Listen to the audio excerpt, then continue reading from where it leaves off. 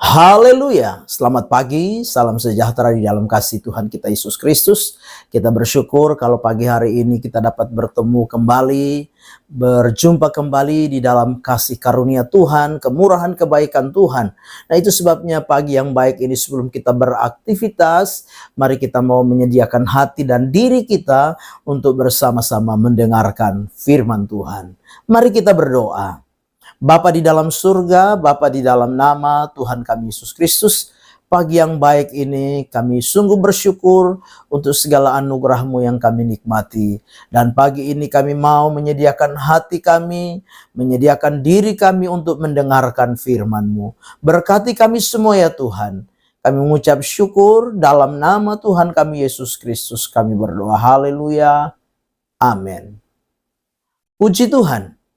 Pagi yang baik ini, tema firman Tuhan yang ingin saya sampaikan kepada kita sekalian yaitu berdiri dengan teguh. Sekali lagi tema firman Tuhan berdiri dengan teguh. Kita perhatikan firman Tuhan di dalam Filipi pasal 4 ayat yang pertama. Filipi 4 ayat yang ke-1, karena itu saudara-saudara yang kukasihi dan yang kurindukan, sukacitaku dan mahkotaku, berdirilah juga dengan teguh dalam Tuhan, hai saudara-saudaraku yang kekasih. Puji Tuhan, Bapak Ibu jemaat yang kekasih, sebuah nasihat sekaligus kerinduan dari Rasul Paulus buat orang-orang percaya yang ada di Filipi, supaya apa? Supaya mereka berdiri dengan teguh di dalam Tuhan. Nah, sebagai orang-orang yang percaya, pagi hari ini kita belajar dari nasihat firman Tuhan ini bagi kita sekalian. Nah, kata berdiri teguh itu dipakai kata steko. Steko itu memiliki dua pengertian. Yang pertama tegak dan yang kedua bertahan. Nah, dari dua kata ini kita mau belajar bersama-sama. Sebagai orang-orang yang percaya bagaimana supaya kita berdiri teguh di dalam Tuhan. Yang pertama yaitu tegak berdiri. Nah, kata tegak berdiri artinya berada pada satu posisi garis lurus dalam hubungan dengan Tuhan. Sekali lagi, tegak berdiri artinya berada pada satu posisi garis lurus dalam hubungan dengan Tuhan. Artinya apa? Artinya dalam hubungannya dengan Tuhan, jangan membiarkan hubungan kita dengan Tuhan menjadi apa? Bergeser. Hubungan kita dengan Tuhan menjadi apa? Kendor. Hubungan kita dengan Tuhan menjadi apa? Menjadi mundur di dalam kehidupan ini. Nah, sebagai orang-orang yang percaya kepada Tuhan, ada banyak hal yang apa? Kadangkala diizinkan Tuhan terjadi dalam hidup kita untuk apa? Untuk menguji setiap kehidupan kita. Apakah kita adalah pribadi-pribadi yang tegak berdiri di dalam Tuhan atau tidak?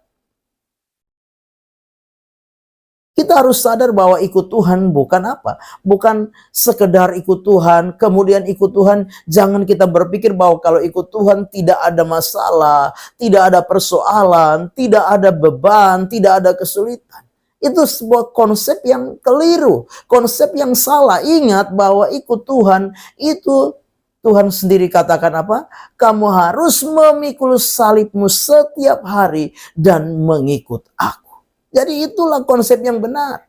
Firman Tuhan di dalam 2 Korintus 13 ayat yang kelima. 2 Korintus 13 ayat yang kelima berkata, ujilah dirimu sendiri. Apakah kamu tetap tegak di dalam iman? Selidikilah dirimu. Apakah kamu tidak yakin akan dirimu bahwa Kristus Yesus ada di dalam diri kamu? Sebab jika tidak demikian, kamu tidak tahan uji. Jadi Bapak Ibu jemaatnya kasih, firman Tuhan mengingatkan kita. Uji diri kita sendiri. Apakah kita adalah orang-orang yang tetap tegak di dalam Tuhan, tegak di dalam iman? Selidiki dirimu. Apakah Yesus ada di dalam dirimu? Dalam kaitan dengan apa? Hubungan dengan Tuhan. Kalau Yesus ada di dalam dirimu, kata firman Tuhan apa? engkau akan tahan uji. Kalau engkau tidak yakin dengan dirimu, engkau tidak yakin dengan imanmu, engkau tidak yakin bahwa ada Kristus di dalam dirimu, maka engkau tidak akan dapat tahan uji. Engkau akan apa? Bergeser, engkau akan mundur. Engkau tidak akan bisa berdiri tegak di dalam iman kepada Tuhan. Nah, Bapak Ibu jemaat yang kekasih, pagi hari ini belajarlah bersama-sama. Sebagai orang-orang yang percaya, biarlah kita tetap tegak di dalam hubungan kita dengan Tuhan. Kita tetap memiliki hubungan yang tegak lurus dengan Tuhan. Karena dengan kita memiliki hubungan yang tegak lurus dengan Tuhan, maka kita akan menjadi orang-orang yang apa? Akan teguh di dalam Tuhan. Yang kedua, hal yang kedua yaitu tetaplah bertahan. Ya. Bapak Ibu jemaat yang kekasih, waktu yang akan membuktikan seorang itu tetap bertahan di dalam Tuhan atau tidak. Itu sebabnya firman Allah berkata Bapak, bahwa apa? Yang terdahulu akan menjadi yang terkemudian. Banyak yang dipanggil tapi sedikit yang dipilih. Ingat Bapak Ibu jemaat yang kekasih, kita harus tetap bertahan. Nah, bertahan artinya tetap pada tempatnya. Bertahan artinya tidak beranjak atau mundur. Bertahan artinya apa? Tidak juga menyimpang.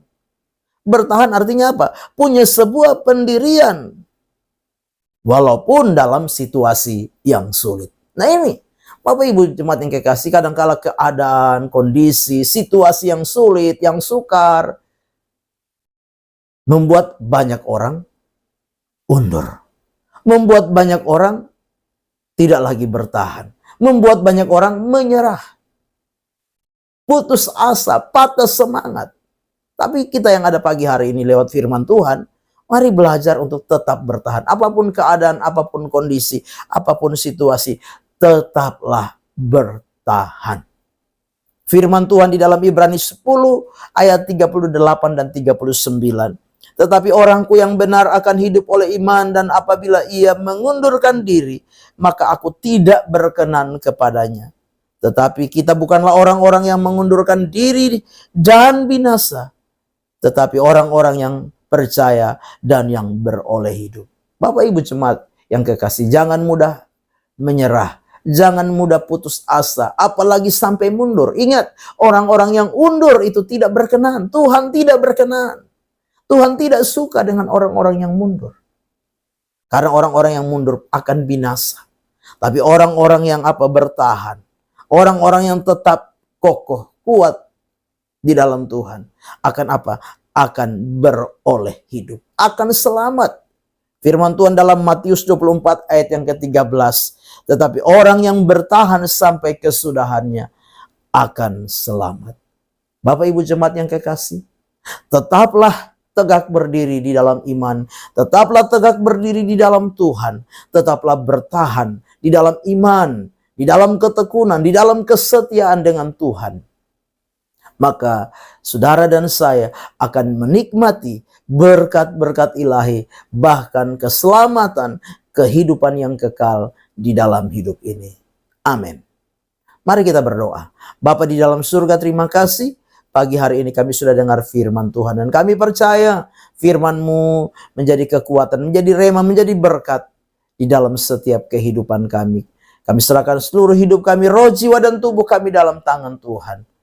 Kami percaya sepanjang hari ini perlindungan, penyertaan, pertolongan, bahkan berkat-berkat Tuhan menjadi bagian kami sekalian. Kami melangkah bersama Tuhan di hari baru ini, mengucap syukur. Dalam nama Tuhan kami Yesus Kristus kami berdoa. Haleluya.